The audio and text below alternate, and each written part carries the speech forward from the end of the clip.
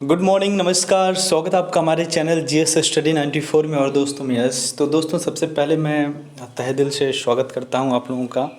और जिन लोगों ने तमाम तरह की प्रतिक्रियाओं के माध्यम से अपने अपने विचारों को साझा किया है हमारे प्लेटफॉर्म पे, चाहे रूपम कुमारी जी हो, चाहे पाई ब्लॉग जिनका नीतीश कुमार भी नाम है, या फिर आपकी नागर एकेडमी रहे हों, ऐसे तमाम लोगों के लिए थैंक यू। तो चलते हैं आगे। तो दोस्तों, कल सबसे पहले बता दें, आपातकालीन का एक वर्ष ही नहीं होता है, वो मनाया जाता है हमारे देश में, जो 1975 में इंदिरा गांधी जी के द्वारा तमाम उन लोगों को आधी रात को इसको इम्प्लीमेंट किया गया, ठीक है, पूरे भारतवर्ष पे। और पहली बार ऐसा हुआ कि जो भी आपको अधिकार, जिसे आप फंडामेंटल राइट्स कहते हैं, मौलिक अधिकार दिए गए थे, वो भी छीन लिया गया था। जो भी नेता लोग यदि विरोध करते थे इस आपातकाल का, उसको तुरंत जेल में डलवा दिया जाता था। और हर भारतीय को मतलब इतना शर्मसार होना पड़ता था, इतने कोड़े पड़ते थे कि कुछ लोगों ने इनकी जो है तुलना, और जो जर्मन का तानाशाह था हिटलर, उससे लोग करने लगे थे। तो मैं एक चीज़ आपको बता दूं कि आज तक जब से संविधान इम्प्लीमेंट हुआ है, तब से कभी भी ये चीज़ नहीं हुआ है जो आप बार बार चिल्लाते हैं ना, we have a right to expression, जो आप मांगते हैं बोलने की आज़ादी। तो दोस्तों, बोलने की आज़ादी तक छिन गई थी 1975 में। तो आप लोग सोचते होंगे क्यों, इसीलिए मैं कभी कभार थोड़ा सा अग्रेसिव हो जाता है कांग्रेस के नेचर को लेकर, क्योंकि हमने पढ़ा है उस चीज़ को, हिस्ट्री में पढ़ा है। अब जब आप नेशनल मूवमेंट को पढ़ेंगे, ठीक है, तो वहाँ पर आप देख सकते हैं जो लोग सिविल की तैयारी कर रहे हैं, स्पेशली जो नहीं भी कर रहे हैं, वो बिपिन चंद्रा की जो नेशनल मूवमेंट की किताब आती है उसे ले लें और पढ़ें। 1885 से लेके अब तक अगर आप कांग्रेस का अध्ययन करेंगे तो कुछ समय तक तो 1885 से जब स्टार्ट करेंगे, कुछ समय तक आपको कांग्रेस बहुत अच्छी लगेगी। पर दोस्तों, जब ये एक परिवार तक सीमित होकर रह जाती है, जब एक कितना बड़ा भी निर्णय हो, पहली प्राथमिकता उस परिवार के लोगों को दिया जाता है, जो परिवार में जो सर्वोच्च है, जो अध्यक्ष है, चाहे आप प्राइम मिनिस्टर हो, चाहे किसी भी सर्वोच्च पद पर हो, पर परिवार से बड़ा पद आपको नहीं मिलेगा, ना आपका कर्तव्य होगा। तब आपको यकीन होगा कि why should I talk always like BJP, ठीक है। हाँ, क्योंकि दोस्तों देखिए, एक चीज़ मुझे आप बताइए, मैं उस चीज़ को नहीं बता रहा हूँ, पर आज जो देश की बात है, ठीक है, किसी महान व्यक्ति ने कहा था, यदि आपका देश शत्रुओं से घिरा हो और आपके ही देश का कोई व्यक्ति या कोई संगठन शत्रु मित्र, जो शत्रु देश है उसकी चटुकारिता करता है, तो सबसे बड़ा दुश्मन आपका वही है जो आपके देश में रह रहा है। तो आज वही हो रहा है ना, जिस तरह से आप बार बार ट्विटर के माध्यम से तमाम अपनी बातें शेयर कर रहे हैं, उस पीड़ा को जाहिर कर रहे हैं। तो दोस्तों, ऐसे में हमारे देश की जनता समझ चुकी कि आप हमारे देश के लोगों के साथ नहीं है, देश के साथ नहीं हैं। तो कम से कम आप ना बताइए तो सही है कि देश में इमरजेंसी क्या होता है, क्योंकि अभी तक जो आपने इमरजेंसी लगाया है उसके आगे तो ये सब 1% भी नहीं है, ठीक है। चलते हैं आगे। अपने अपने विचारों से खुल के बोलिएगा, क्योंकि कुछ लोग हैं मुझे कुछ भी बोल देते हैं, तो आप बोलिएगा, पर याद रखिएगा यहाँ जो एडिटोरियल में है और जो चीज़ें हुई हैं मेरे भैया, अगर 1975 की घटना को पढ़ा जाए, समझा जाए, तो जो बर्बरता, जो यातना दी गई थी हमारे देश के नागरिकों को, आप कैसे भूल सकते हैं। मैं तो जब उस घटना को याद करता हूँ ना, उसके बाद मतलब स्तब्ध हो जाता हूँ। मैं बहुत पहले हमारे यहाँ गांव में हैं, और कई लोग भी होंगे, अपने पापा से आप पूछिएगा, ठीक है, बाबा से पूछिएगा, 100% एकदम क्लियर बताएंगे, एकदम स्पष्ट बताएंगे, क्योंकि ये घटना 1975 में हुई थी, ठीक है। तो अपने बाबा से ज़रूर पूछिएगा, बाबा 1975 में इंदिरा गांधी ने कोई आपातकाल लगाया था, उसमें क्या हुआ था, ठीक है, फिर आपको पता चल जाएगा। चलिए अब आगे चलते हैं। तो यहाँ पे देखिए लिखा है, पहले विषय क्या है उसको देख लेते हैं। विषय है दोस्तों, विवशताओं के बीच ग्राम पंचायत, ठीक है, ग्राम पंचायतें। तो विवशताओं के मतलब ये हुआ कि जो भी अब समस्याएं चल रही हैं, इसमें चाहे केंद्र सरकार हो, राज्य सरकार हो, चाहे डीएमजी हो, ठीक है। क्योंकि देखिए एक एक चयन के माध्यम से ही शासन प्रशासन चलता है। केंद्र सरकार राज्य को निर्देश देगी, राज्य सरकार अपने वहाँ के प्रतिनिधियों को देगी, ठीक है, प्रतिनिधि डीएम को दे देंगे, डीएम वहाँ के स्थानीय लोगों को देंगे। इस प्रकार से शासन चलता है और कोरोना को लेकर वही बड़ी लापरवाही की जा रही है। जब दोस्तों संख्या मतलब 1000 की संख्या में थे, 2000 5000 तो क्या होता था, तमाम तरह के सोशल साइट के माध्यम से जिस प्रकार संवहन किया जाता था, घरों से बाहर मत निकलिए, ऐसे रहिए वैसे रहिए। जहाँ पर दूसरे देशों में कोरोना ख़त्म हो रहा है, हमारे भारत जैसे देश में तेज़ी से बढ़ रहा है। चाहे संक्रमण का पैराग्राफ हो, चाहे मरने वालों की संख्या हो, दोनों में बहुत ज़्यादा इजाफा हो रहा है और ये हमारे लिए बहुत ही चुनौती का विषय है, ठीक है। यदि हम सावधानी नहीं बरतेंगे दोस्तों, तो अपने देश के लोगों को, अपने परिवार को मौत के मुंह में हम खुद, ओनली वी आर रिस्पॉन्सिबल, ठीक है, हम ही जिम्मेदार होंगे। देखिए, तो ऐसे में हम देखेंगे आज कि कोरोना जैसे जो आपदा है, ठीक है, जो महामारी है, ऐसे में जो ग्राम पंचायतें हैं उनकी क्या जिम्मेदारी सुनिश्चित करनी चाहिए, किन किन प्राथमिकताओं पर उन्हें जोर देना चाहिए, उसके बारे में यहाँ पर बातचीत करेंगे। तो देखिए यहाँ पे लिखा है, पिछले महीने पंचायत पदाधिकारियों से बातचीत में प्रधानमंत्री ने लौटे प्रवासियों के कारण गाँव में कोरोना संक्रमण के संभावित प्रसार को रोकने में सावधानी बरतने का सुझाव दिया था। तब तक ग्रामीण क्षेत्रों में औद्योगिक और कृषि गतिविधियां शुरू करना तय हो चुका था। इन दोनों गतिविधियों के संदर्भ में भी गांव में कोरोना संक्रमण रोकथाम आवश्यक था। स्वाभाविक रूप से औद्योगिक क्षेत्रों, नज़दीकी बाजारों और मंडियों में बंदी हटाने से गांव में भीतरी और बाहरी लोगों का आवागमन बढ़ना था। इसलिए गांव में कोरोना संबंधी दिशा निर्देशों के पालन की आवश्यकता थी, पर इनका अनुपालन ग्राम पंचायतों के नेतृत्व में ही होना वांछित है। आखिरकार ग्राम पंचायतें ग्राम सरकार हैं, पर ऐसे में जब ग्राम पंचायतों और उनके पदाधिकारियों को कोरोना योद्धा का सम्मान दिया जाना था, ग्राम पंचायतों में पर्याप्त धन, कार्याधिकार और कर्मचारियों को आपात स्थिति प्रबंधन के लिए तुरंत पहुंचाया जाना था, तो उसके बजाय लगभग सभी राज्य सरकारों को संक्रमण संबंधी निगरानी के लिए ग्राम पंचायतों पर हावी होकर काम करवाना आसान लगा। सोचिए, जबकि यह 73वें संविधान संशोधन और विभागीय विषयों और कामकाजों में पंचायतों को संवैधानिक मान्यता दिए जाने के बाद नैतिक नहीं है।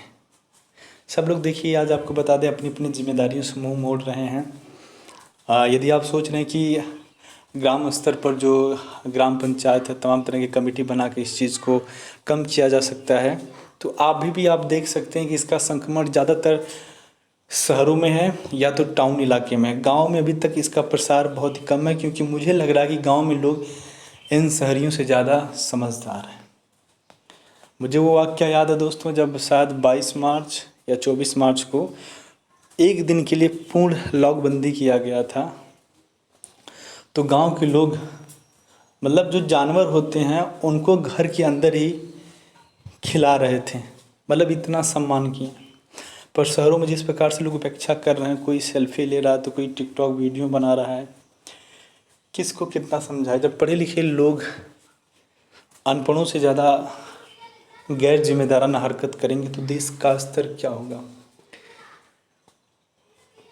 पंचायती राज संस्थाओं की अवहेलना पहले भी होती रही है। जिला योजनाएं जिन्हें नीचे से आए सुझाव के बाद प्रस्तावित और पारित किया जाना होता है, उन पर और तत्व संबंधी बजट पर प्रभारी मंत्री और जिलाधिकारी कलम चलाते रहे हैं। राज्य सरकारें समय पर पंचायती राज चुनाव को टालती रही हैं। उसी मनोवृत्ति से आज भी जब पंचायतों के पास 15 दिनों तक प्रवासियों को खिलाने रखने के लिए बजट नहीं है और न पंचायतों के पास इतना धन है कि पहले वे खर्चा करें, बाद में वापसी भुगतान के लिए बिल पेश करें, राज्य सरकारें बिना अग्रिम धन दिए उनसे प्रवासियों के एकांतवास, संपर्क सूत्र तलाश, निगरानी और रिपोर्टिंग जैसे काम करना चाहती हैं। बात सिर्फ धनाभाव की नहीं है। सरकारी कर्मचारियों, जिनमें शिक्षक और अन्य पेशेवर भी हैं, पंचायतों के अधीन काम नहीं करना चाहते। वे पंचायतों को हीन भाव से देखते हैं।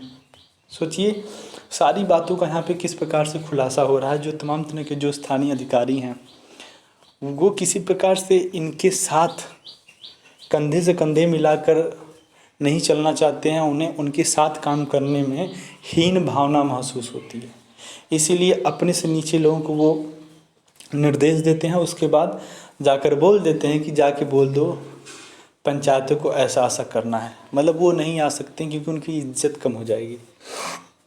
मुख्य सचिव, सचिव या जिलाधिकारी पंचायतें कर्मियों को कोरोना संक्रमण से जुड़े मामलों में काम करने के आदेश दे रहे हैं। वे उनसे एक पुलिसिया खबरी के तौर पर भी काम लेना चाहते हैं। जो लुक छिप कर आने वाले, अपने संपर्कों और यात्रा की विवरण न देने वालों, एकांतवास से भागने वालों की खबर प्रशासन को देते रहें। आप जैसे कि जो ग्राम पंचायत है उन्हें आप कई तरह से आप यूटिलाइज कर सकते हैं, ठीक है। और एक तरह से कहा जाए तो जो लोकतंत्र का है जो कड़ी है, सबसे छोटी जो कड़ी है दोस्तों, वो ग्राम पंचायत स्तर पर ही कही जाती है। पर यदि जो व्यक्ति इस नीचे वाले कड़ी से, इस स्तर से जुड़ गया ना, उसकी लोकप्रियता बहुत ज़्यादा होती है, याद रखिएगा। हिमाचल के मुख्यमंत्री ने वीडियो कॉन्फ्रेंसिंग से पंचायत प्रधानों को कहा कि वे गांव में बाहर से आने वालों को सूचना दें और जिन घरों में लोगों को एकांतवास में रखा गया है उन घरों में निशान लगाएं और निगरानी करें, ठीक है। ऐसा भी कहा जा रहा है कई, जैसे हिमाचल प्रदेश में वहाँ के बड़े जो पदों पर हैं, जैसे मुख्यमंत्री तक क्या कर रहे हैं कि गांव के लोगों से वीडियो कॉन्फ्रेंसिंग के माध्यम से बात कर रहे हैं और लोगों को बता रहे हैं जिस घर में भी बाहर से व्यक्ति आ रहा है उसके घर को मार्क करें, चिन्ह लगाएं और उसकी सारी खबरें जो है कि वहाँ पे स्थानीय अधिकारियों को दें, उनसे जुड़े संस्था को दें, ठीक है। बिहार सरकार का भी आदेश है कि राज्यों और जिलों की सीमाओं को पार करके जो लोग छिपकर गांव में पहुंच रहे हैं उनकी सूचना ग्राम पंचायतें उन्हें दें और फिर उन्हें एकांतवास में रखा जाए। छत्तीसगढ़, झारखंड, उड़ीसा सब लगभग कई निर्देश अपनी पंचायत को दे रहे हैं। चलिए, मैं कुछ चीज़ें मान रहा हूँ, कुछ गलतियाँ हैं अधिकारियों की, पर सबसे ज़्यादा गैर जिम्मेदाराना गलती है तो ग्राम प्रधान की है।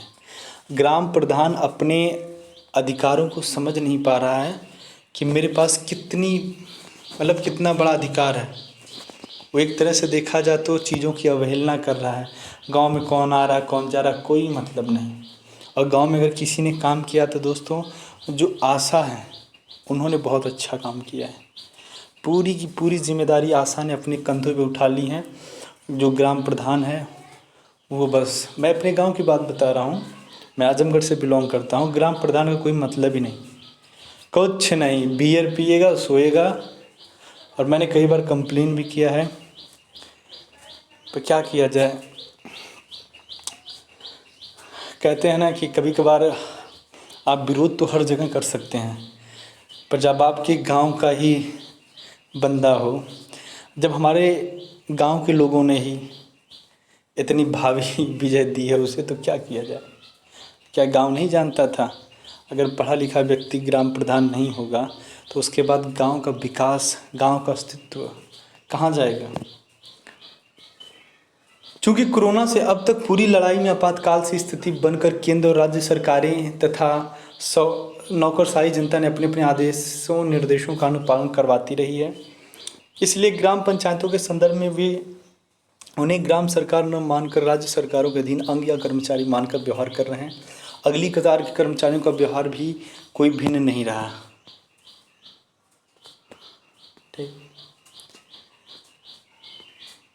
चोरी छिपे आने वालों को आपदा प्रबंधन और महामारी नियंत्रण के नियमों के अंतर्गत यहाँ तक डर दिखाया जा रहा है कि उन पर अपनी यात्रा और संपर्कों आदि की सही जानकारी न देने पर हत्या के प्रयास जैसी धाराओं में मुकदमा दायर हो सकता है।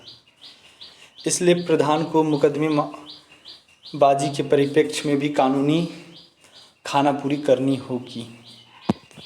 एकांतवास केंद्रों में आत्महत्या, दुष्कर्मों और नशाखोरी जैसे कृत्य भी हो रहे हैं। सोचिए, मतलब क्या है एकांतवास जो बनाया गया है, क्या हो रहा देख सकते हैं। उसकी जवाबदेही प्रधानों के सिर पर अलग है। स्वास्थ्य सुविधाएं न होने के कारण एकांतवास केंद्रों में बीमारों की हालत बिगड़ने और मौतें भी प्रधान की परेशानी बढ़ा देती हैं। प्रधानों को दस्तावेजीकरण भी करना है, प्रवासी की पिछली यात्रा का इतिहास, उसके संपर्क में कौन कौन आए आदि, जो मास्क नहीं पहन रहा है, जो खुले में थूक रहा है। लग रहा है जिन भाई साहब ने ये लिखा है, मतलब गांव से बिलोंग नहीं करते हैं। मैं रियल बता दूं आपको, कुछ जगहों पे हैं जो ग्राम प्रधान गांव में बहुत ही सक्रिय हैं, पर दोस्तों आप देख सकते हैं गांव में ही ग्राम पंचायत स्तर पर किस प्रकार से तमाम वो जो वॉलंटियर होते हैं, जो स्वेच्छा से अपना सहयोग देते हैं, अपनी सेवाएं देते हैं, उनके माध्यम से मैं मानता हूँ बहुत ही अच्छा काम किया गया है। पर कुछ गांव में हैं जो आप देख सकते हैं। आप लोग कमेंट के माध्यम से बताइएगा यदि आप गांव से बिलोंग करते हैं, ठीक है, आपके यहाँ का जो भी स्थानीय सरकार है कितना मदद कर रहा है, और ख़ासकर मैं उनके बारे में आप बताइएगा जो लोग स्पेशली आपके माध्यम से चुने गए हों, ठीक है, वो क्या कर रहे हैं। जो गांव में सामाजिक दूरी का पालन नहीं कर रहा है उस पर आपराधिक मामले दर्ज कराने लगें तब तो वह निरंतर मुकदमेबाजी में रहेगा। जहां तक संस्थागत या घर में एकांतवास में लौटते प्रवासियों को रखने का सवाल है, सालों से बंद, टूट फूट या अन्य कारणों से जो घर रहने लायक नहीं है या जहां पर्याप्त जगह नहीं है, वहां पंचायतें कैसे एकांतवास नियमों का अनुपालन करवा पाएंगी। मैं कभी कभार समझता हूँ इस चीज़ को कि तकरीबन ये जो घटना चल रहा है, जब लगभग 21 दिन का लॉकडाउन था, यदि सरकारें दूरदर्शी विषयों पर अगर विचार विमर्श कर सकती थीं तो इस व्यवस्था को पहले ही दुरुस्त कर लेती, पर सरकारों ने जिम्मेदारी नहीं समझी और स्थानीय सरकारें अपना ही दिख रही थीं, ठीक है। तो ये कहीं ना कहीं हमारी और आपकी गलती ही है कि हम लोग बहुत पहले विरोध नहीं किए हैं कि यहाँ का जो एकांतवास है, यहाँ का जो प्राथमिक विद्यालय, यहाँ पे सही तरीके से शौचालय नहीं है, ये नहीं है। जब तक आप इस चीज़ को एक्सपोज नहीं करेंगे, दुनिया के सामने नहीं रखेंगे, तब तक लोगों को कैसे पता चलेगा कि आपकी समस्याएं क्या हैं, ठीक है। कई भ्रांतियों के चलते आम जन अपने नज़दीक किसी को घर में एकांतवास में भी रखने का विरोध करते हैं। अब तो घरों में एकांतवास में रहते लोगों का विरोध करने के मामले इसलिए भी बढ़ सकते हैं क्योंकि नए सरकारी दिशा निर्देशों के अनुसार जिन रोगियों में संक्रमण के लक्षण कम हैं उन्हें अस्पतालों में भर्ती करने की ज़रूरत नहीं है। अक्सर पंचायती भवनों और स्कूलों का उपयोग एकांतवास केंद्रों के तौर पर किया जा रहा है। उनमें पानी, बिजली और शौचालय की बहुत ख़राब स्थिति है। शौचालयों की गंदगी में उनके उपयोग से भी लोग बचना चाहते हैं। गांव में पंचायतों में सफाई कर्मी न के बराबर है। स्कूलों में भी सामान्य समय में भी नियमित सफाई कर्मियों की कमी रहती है। इस सत्य को की भी अनदेखी नहीं की जा सकती कि अब भी कतिपय क्षेत्रों में महिला प्रधानों और अन्य आरक्षित कोटे से जीते पंचायत प्रधानों या पदाधिकारियों को न तो अपेक्षित सम्मान मिलता और न ही उनको स्वतंत्रता से कम करने दिया जाता है। कभी कभार महसूस होता है कि महिलाएं यदि ग्राम प्रधान पद पे हों तो उस गांव का विकास अच्छा होगा, पर आजकल क्या हो रहा है, ज़्यादातर जहाँ पे महिला सीट हो रही, महिला को उठा दे रहे हैं और पूरी नेतागिरी अपनी कर रहे हैं, महिला से कोई मतलब नहीं। महिला बेचारी कहेगी अरे कभी हमें भी ले चलो। वास्तविक जो प्रधान है हम हैं तो बोलेगा उसका जो पति है या फिर जो उसके परिवार का सदस्य है, तुम घर में बस खाना बनाओ। ये स्थिति आ गई ग्राम स्तर पे, सही बता रहे हैं। ऐसी स्थितियों के बीच ग्राम पंचायतों के माध्यम से कोरोना से लड़ाई में दबंग हावी हो सकते हैं। इस क्रम में एकांतवास तोड़ने, एकांतवास केंद्र अपने आसपास न चाहने वाले दबंगों का कुप भोजन भी बनना पड़ रहा है।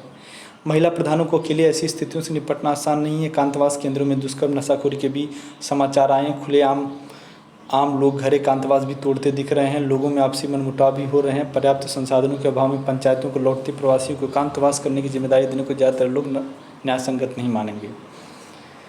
तो आप देख सकते हैं कि कौन कौन सी समस्याएं जन्म ले रही हैं। एकांतवास का यहाँ सीधा सीधा अर्थ है कि दोस्तों जो लोग बाहर से आ रहे हैं, दिल्ली, मुंबई जैसे जो भी शहर है जहाँ पे लोग गए थे, जो प्रवासी मजदूर अपने गांव, अपने शहर आ रहे हैं दोबारा, तो उनके लिए एक अलग से जगह निर्धारित करना जहाँ पर उन्हें 21 दिन 14 दिन तक लोगों से आइसोलेट करना, अलग रखना, क्वारंटीन करना। तो ऐसे में कुछ लोग वहाँ भी हैं जो दुष्कर्म कर रहे हैं, नशाखोरी कर रहे हैं, इस तरह की अराजकता फैला रहे हैं। तो देश में जब तक आप सहयोग नहीं करेंगे तो देश का निर्माण कैसे होगा? हम कोरोना जैसी महामारी से कैसे लड़ेंगे? हम आपको स्वस्थ रखने के लिए तमाम तरह की सुविधाएं आपको दे रहे हैं, अपने स्तर से जो भी बन पड़ रहा है आपको सब प्रोवाइड कर रहे हैं। उसके बाद भी यदि आप इस दुविधा को नहीं समझ पा रहे हैं, आप अपनी अलग दादागिरी शाहीपन अगर कर रहे हैं तो इसमें क्या होगा, सबका नुकसान होगा। ठीक है, ऐसे में क्या होगा, तमाम तरह की कुव्यवस्थाएँ जन्म लेंगी। उसके बाद पता है ना, कोरोना कोई एड्स की बीमारी नहीं है, एड्स तो चलता है, जिसको हुआ जब तक उसके ब्लड का संक्रमण नहीं होगा। पर दोस्तों ये कितनी भयानक बीमारी अगर आपको हो गया तो जो आपके संपर्क में है कब हो जाएगा आपको भी नहीं पता। इसलिए फॉलो करें इस चीज़ को। निसंदेह ग्राम पंचायतों को अपनी अपनी ग्राम सभाओं के प्रति तो जिम्मेदारी निभानी पड़ेगी। उपराष्ट्रपति वेंकैया नायडू ने 2012 के पंचायती राज दिवस पर कहा था कि पंचायतों को अपनी जिम्मेदारी निर्वहन के लिए फंड, फंक्शन और फंक्शनरी दिए जाने चाहिए, यानी उन्हें धन मुहैया कराना चाहिए, उन्हें कार्य सौंपे जाने चाहिए और कर्मचारी कार्यकर्ता दिए जाने चाहिए। जब ग्राम पंचायतों को काम सौंपा गया तो उन्हें उसके लिए धन भी दिया जाना चाहिए और उपयुक्त स्वास्थ्य और सुरक्षा कर्मचारी भी दिए जाने चाहिए। राज्य सरकारों को ग्राम पंचायतों से भी उनकी योजनाओं को जानने के लिए अनुरोध करना चाहिए, न कि उन्हें आदेशित निर्देशित करना चाहिए। अब एक चीज़ यहाँ पे बहुत अच्छा इन्होंने लिखा है कि जब आप इतनी बड़ी जिम्मेदारी ग्राम पंचायतों के ऊपर लाद रहे हैं, दे रहे हैं, तो सबसे पहले आप लोग भी सुनिश्चित करिए ना कि किन किन चीज़ों की उन्हें आवश्यकता है। जिस प्रकार से तमाम जगहों पे बताया जा रहा है सामानों की किल्लत है, मतलब पूरी तरह से उनके पास संसाधन नहीं है, तो कम से कम आप इतना पीड़ा तो उठा लीजिए कि जो संसाधन नहीं है वहाँ पर आप उन्हें फुलफ़िल कर सकें। बस कि दिशा निर्देश ही देते रहोगे, ये करो वो करो। दिशा निर्देश तब अच्छा लगता है जब आप ज़रूरत की सामान वहाँ पर पहुँचाएँ, बुनियादी सुविधाएं वहाँ उनको दें। स्पष्ट है कि विकेंद्रित रणनीति के जरिए ही कोरोना को हराया जा सकता है। इसके लिए ग्राम पंचायतों में रणनीति बनाने की क्षमता बढ़ाना आवश्यक है। खुद पंचायतों को भी ऐसे नवाचार और पहल करनी चाहिए जिससे वे राज्य सरकारों की खबरी बने रहने के बजाय अपने से ग्राम सभाओं में नियोजन और कार्यान्वयन के लिए इस दीर्घावधि दिख रहे कोरोना काल के लिए अपेक्षित धन, सहूलियतें और कर्मचारी को जुटा सकें। तो आपको बता दें इसका उद्देश्य क्या है, जो हम एडिटोरियल पढ़ रहे थे, इसका सीधा सीधा ये उद्देश्य है कि जो भी आप ग्राम स्तर पर ग्राम पंचायतों को जो दिशा निर्देश दे रहे हैं, उस दिशा निर्देश के साथ साथ यदि आप जो बुनियादी ज़रूरत की चीज़ें हैं यदि उन्हें भी आप पहुंचाएं तो इतना किल्लत ग्राम प्रधान को नहीं उठाना पड़ेगा, क्योंकि ग्राम प्रधान सबसे छोटी कड़ी है और उनके पास ऐसी कई सारी चीज़ें हैं जो नहीं हैं। तो ऐसे में अगर आला अफसर अधिकारी इस ज़रूरतों को पूरा करेंगे तो समस्याएं कम होंगी। और ये सारे ग्राम प्रधानों का और प्रत्येक गांव के लोगों का अपना अपना एक कर्तव्य निभाना पड़ेगा कि यदि आपके गांव में कोई बाहरी व्यक्ति आए, भले वो इसी गांव का ही निवासी हो, पर यदि छुप छुपाए आए तो उसे स्थानीय अधिकारियों को इन्फॉर्म करिए, क्योंकि दोस्तों यदि वो पूरी तरह से जांच पड़ताल नहीं करवा के आ रहा है तो उसके माध्यम से आपका पूरा गांव तबाह हो सकता है, आपका परिवार तबाह हो सकता है। तो ऐसे गलत कार्य में किसी का सहयोग ना करें। यदि कोई कहे कि भैया बताना मत, हम छुप छुपाए गांव में ही अपने घर में ही रहेंगे, बताइएगा मत किसी से, तो दोस्तों ऐसा ना करें। धन्यवाद, नमस्कार।